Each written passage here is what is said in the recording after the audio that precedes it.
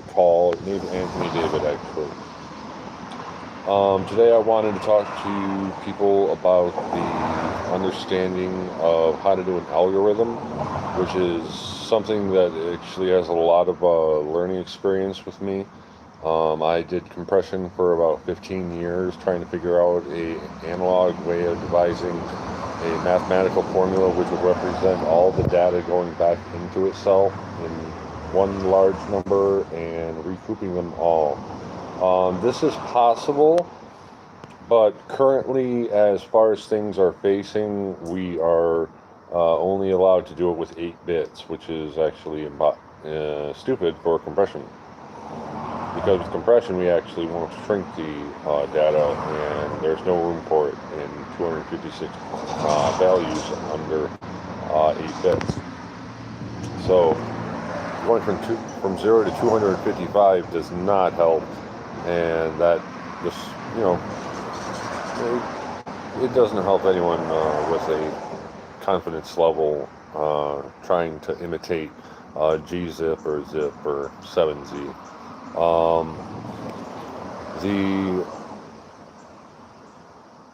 The consternation that it actually brings up is something with a value that's very, very high up, and I'll tell you, it takes an intelligence level perhaps a bit more acute than mine to come up with an antiderivative that's works so well that it can give you the answer it's looking for. I have traced over so many times trying to do that. I found a couple that might work, but I lost the damn notebook, and that wasn't very fun. I had another one that I came up with, and it got dragged out to the AI just telling me, no, you can't do that. You can't do that. Like, I'm pretty sure you can do this. But it had its points, and even though I tried on paper, it did seem to be a little quantized with what I was actually trying to do and what was actually happening. The idea of the compression was to take one little one. Oh, hey there, Elustric. How you doing? I'm just talking about compression and data and all that. I guess my big field of what I want to talk about is an analog hyperfilter, or a hyper analog filter, one that is like compression. Do what you want, Lenka. The idea I'm coming up with is using the range of frequencies built into the curvature of space-time to figure out what mass was at each point.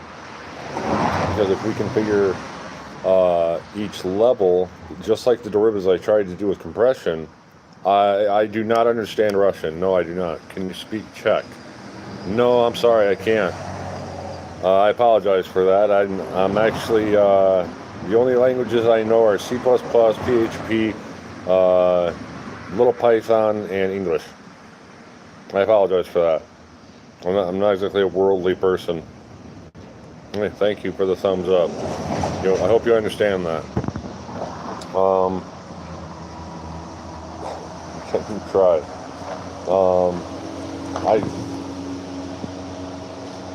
I really don't even know, because I don't know how Czech sounds either, so I couldn't even find some type of weird immersion or technique. I don't know. So compression is a form of data where we shrink things down, and if it weren't for losing the... Say hello. Hello. Hello. We wouldn't have to worry too much about what goes on in the absolute. So, kind of lost. I'm sure I kind of lost people there for a second. With compression, you either lose the data or you keep it lossless. Lossless would mean we'd have the Big Bang material right there. That would mean concentrating over every curvature and using every static amount of excitations from every field in the universe. I'm actually in America. And if we could see the range for each one, like from the wavelength, then we can postulate at angles what each, we'll call it a synapse, was in that field of the excitation. Physicists have not found a thing called a graviton, and the graviton is the smallest form of gravity. I personally think it's just a flat field that gets curved around basic objects. Like, it's not coming from the object. It's actually, what my theory is that it's coming down on all those objects. Like, it's coming from black holes out in outer space. The collapsing causes something like a magnetism between the art of having its processes come around like a magnet would from north and south. I think that only happens with black holes, though. I am on my porch, Lenka.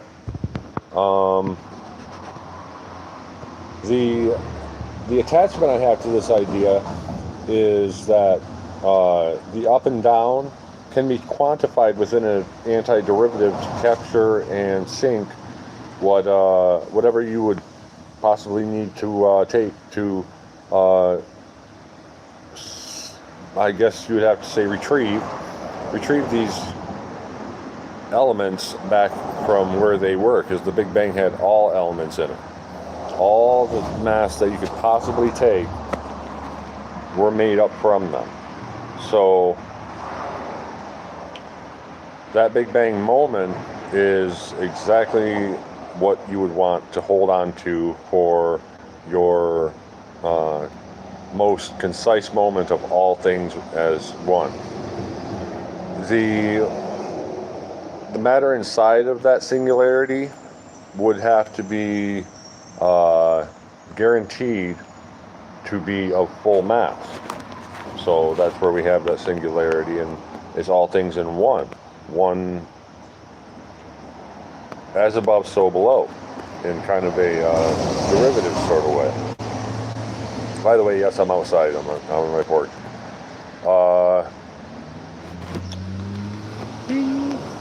There, you saw. Now,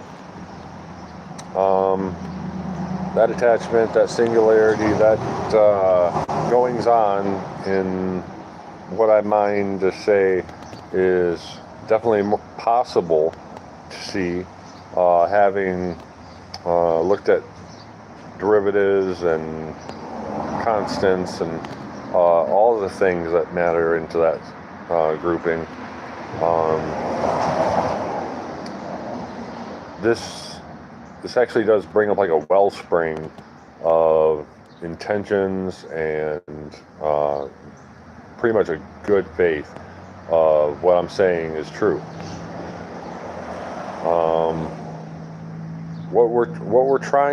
What I am trying to prove is that I have an ability to come up with this formula someday, because I see it there. All the parts are there, and I can explain it, but I don't know enough mathematical symbols to attest to it just yet. So honestly, what people only need to understand is there is a frequency for everything in space. This frequency, each one individual from the Big Bang,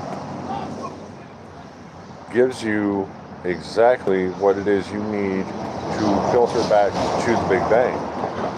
So I don't know if I lost some people there talking about not knowing enough math symbols, but it is quite congruent with what is exactly what it is for. Now, to postulate it is simple. I can write that down exactly, and anyone who's in math can understand that. The confidence behind all of it is that an absolute. It's this is easily documented as flat or zip, because they took the replacements, put them in a dictionary, and I have the dictionary of matter. It's called the periodic table.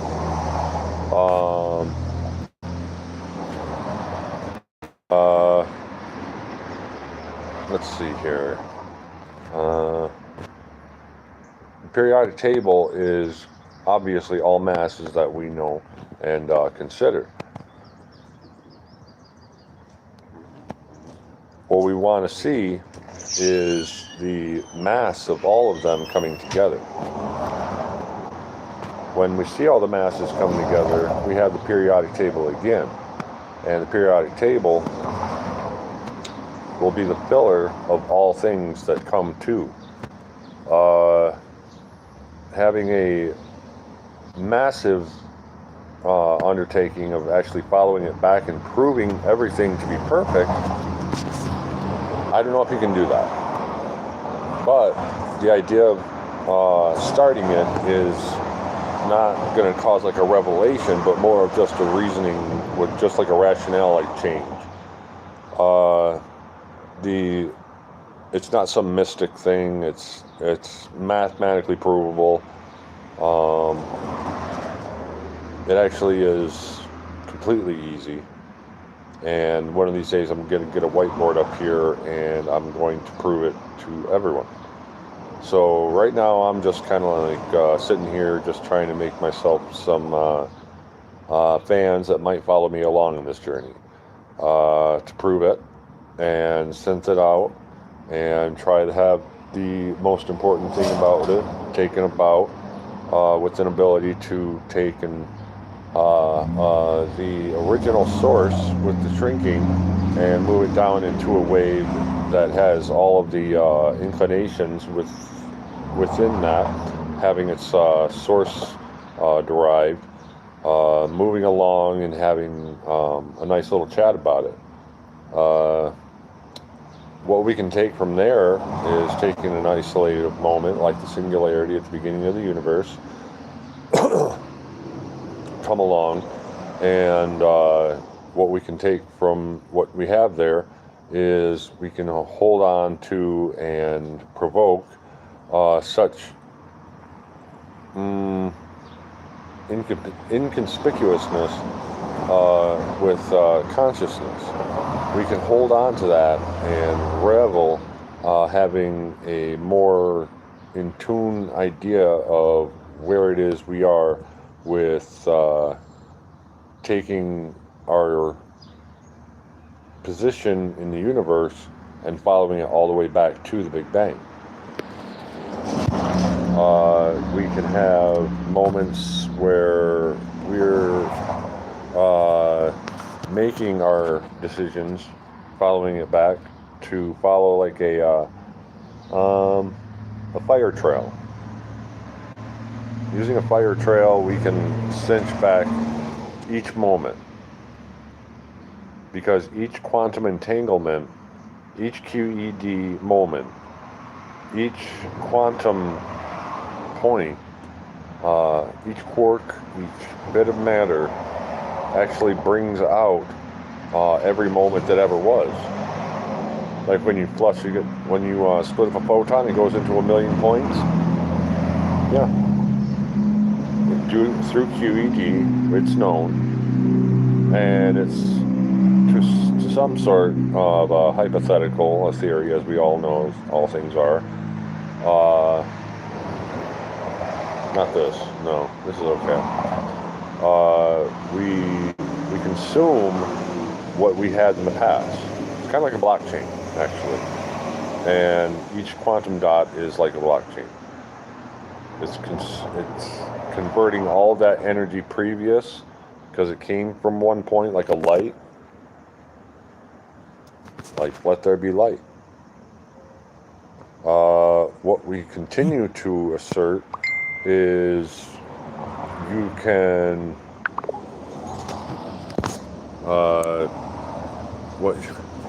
sorry, my girlfriend's talking to me.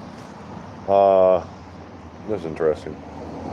Let's see here. So we come on to the point where we're always going to use up the most we can to find that fire trail and get back to the very beginning, sort of the universe in the antithesis of movement, getting back to that very quantified point where all of these systems that we have derived into find their initial cause and moment.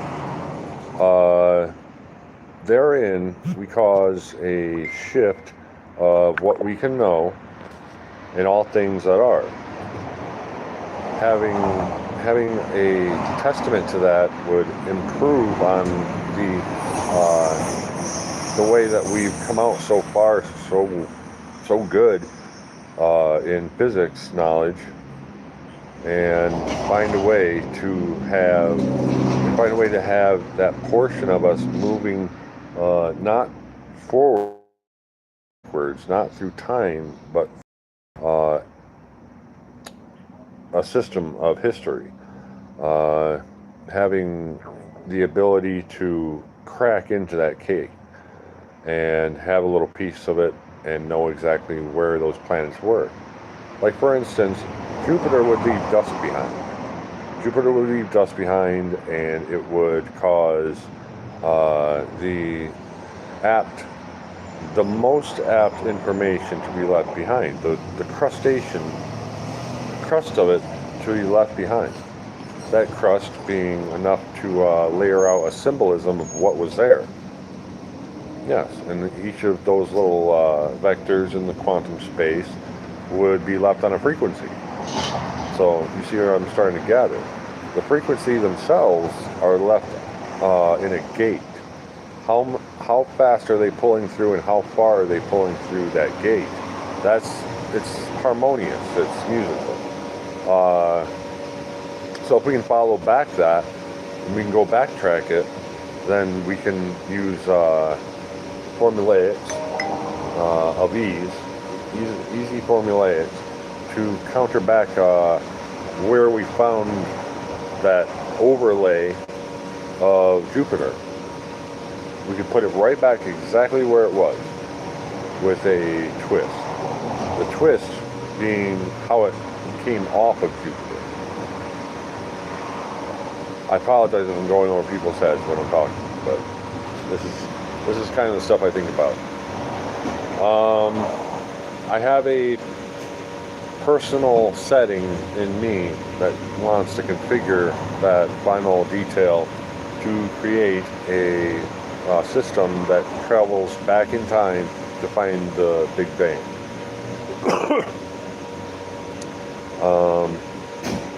I think it's got to be all of that rush through that system that causes gravity. Like it's just caking on and caking on.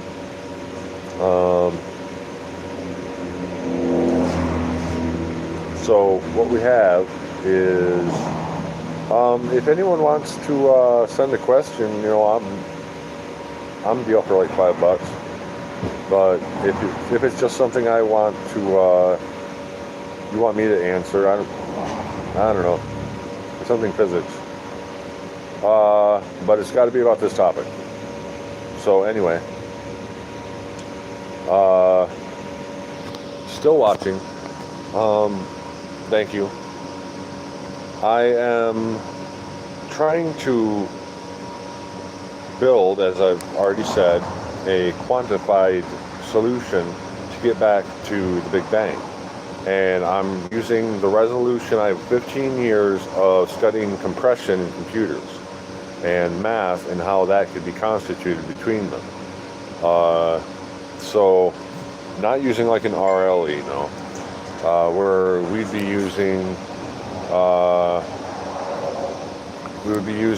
a frequency calculation and with integrals finding paths on the curvature of space-time. That would be in many forms. The Big Bang would have shoved out every formation ever used. and on a frequency of each one. Gravity being that holder of the frequency, and that's how we can catch on it. What we can use for there is to have a range between the peak and the trough. And if we can find that bit of element between each peak, trough, peak, trough, peak, trough, we can go backwards and we can find the entire moment that began the Big Bang.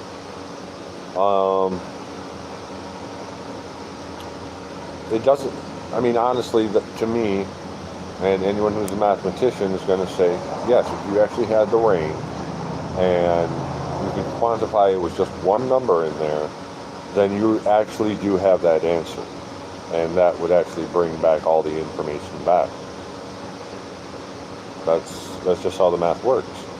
And what I'm really trying to do is bring that forth and feel it out and then break into it. This doesn't have the same effect as going back in time. No, this is just a historical perspective to figure out what happened in time. So we can see back through history. Bring like holograms up from the past. The holography is completely total. It is completely possible. Been vetted. Which I think it's been vetted. If it hasn't been, I would love for someone to talk to me about that because I can explain it completely. The holography would be given this ability to have each mark behind it pulled forward from that frequency. And it would always be indifferent because of the curvature of space behind it. And if we can find the gravity and we can chip off the excitations to make them come forward, then we now have a holographic image of exactly that point. So technically, we could go back and stop crime from not being solved. I mean, we can't stop the crime from happening, but we can look out and into the foreground and see exactly what's going on there. Because we can find the footsteps, we can find the trails and stuff like that. From there forth, crime would be that would be simple. Just a second, my girlfriend's taking off.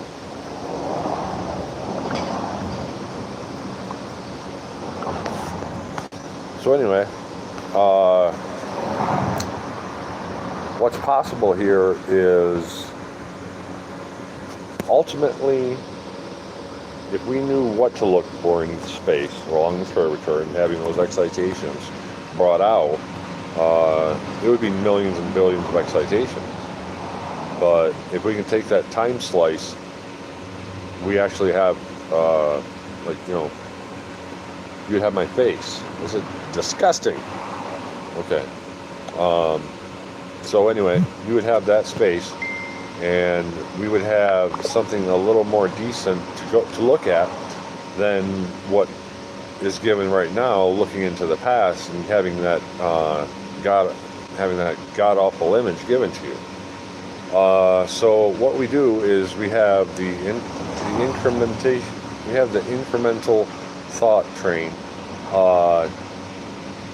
Pick out what source we want to pull at. We want to use the shadows. We want to use the depth of the QED sitting there. We want to have everything that we have right there in front of us. And every single little thing there, like the curvature of space, of wind coming through in it, blowing around them leaves, that there is filled with excitations causing the leaves to burn. Decay is what I mean. It's going to burn off a little bit of them leaves. And we can see those old pieces of leaves if we had a endoscope, something, an oscilloscope, an endoscope, a microscope, something. We had something, sorry, I'm tired. Something that would give us the information necessary to recreate moment in time where you saw that slice. And right now, I'm going to leave this at 25 minutes, and I hope that you actually caught on to something that I was saying, and that my analog hyperfilter will one day be real. I'm going to keep working on it and see what happens with it. And I really, really hope that you guys can space out with me a little bit more. And I hope that y'all have a good day. God bless everyone.